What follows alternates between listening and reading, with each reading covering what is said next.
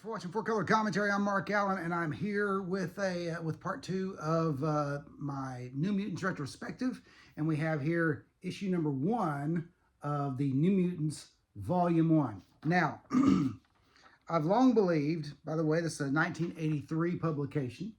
I've long believed that the idea of classic comics and of iconic covers and stuff like that, those things are largely subjective.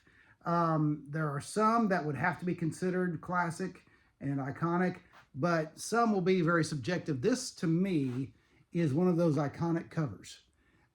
This is, again, as I mentioned with my retrospective on the graphic novel, the New Mutants graphic novel. This felt like getting in on the ground floor of a mutant team. Of course, just the second mutant team.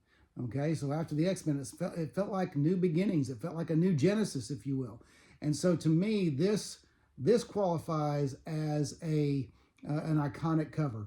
The New Mutants racing to either their next adventure or racing to Xavier's study to get their next assignment or whatever it may be.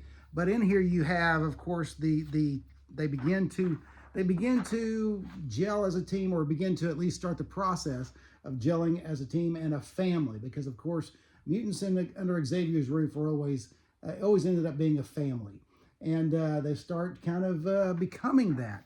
And you have the great Chris Claremont writing and Bob McLeod penciling, with Mike Gustovich inking McLeod's pencils.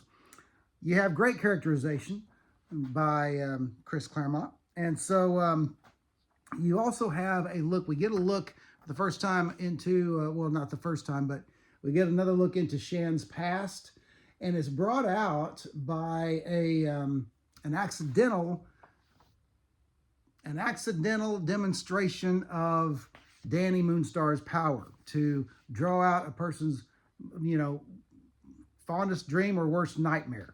And so that causes right away, in true Marvel and mutant fashion, that causes some instant conflict and a new challenge to overcome in the mutant household. And so you have this new challenge of Danny trying to control her power, because it really matters. Her power is extremely invasive, and so she has to control it for the sake, not just for her own sake, but for the sake of her teammates.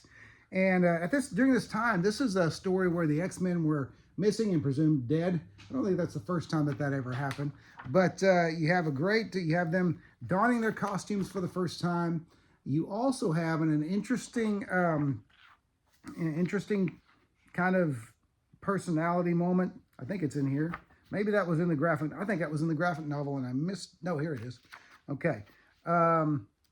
There is a scene in here, and I'm trying to find it, where Danny first, she shows up in uniform, but she shows up with her,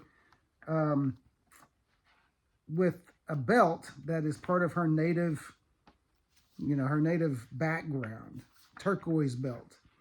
And I'm trying to find that. I can't find that all of a sudden.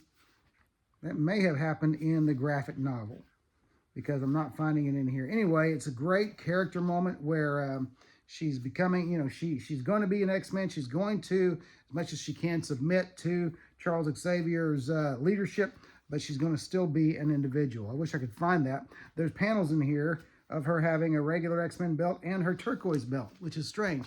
There's with her turquoise belt on, okay. But anyway, great characterization going on in this series, and it started in the graphic novel, continues in issue number 1. You also find there's a well-known government heavy that shows up in New Mutants number 1, Henry Peter Gyrich, or Gyrick. He shows up, and he will figure somewhat largely in the next few issues, but or the next couple of issues anyway. So anyway, you've got this great, you've got Danny. You had each one of them testing their powers for the first time in the Danger Room.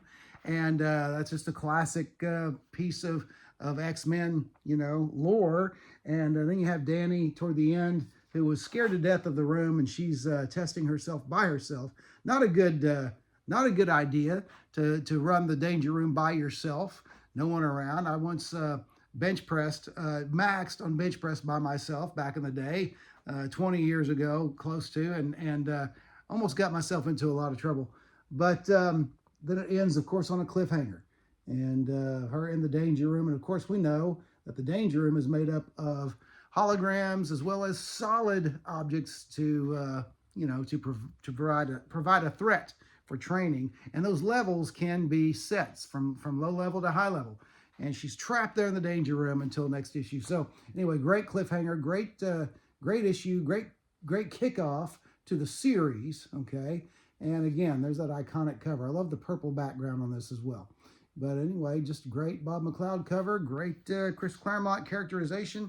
They worked well as a team, and I really enjoyed it, and lots of people did. I could have hoped for that team to last for a lot longer, and but it didn't. But anyway, that's New Mutants. That's the Baby X-Men. That's the New Mutants #1 from 1983, and it's a great read. This one, I didn't look at back issue prices and stuff, but it's not unattainable. Even in high grade, you can get it. You might have to save a little bit. You might have to plan a little bit, but it's attainable. So anyway, that's it for 4-color commentary right now. If you haven't, don't forget to like, comment, and subscribe, especially comment. And we'll see you next video.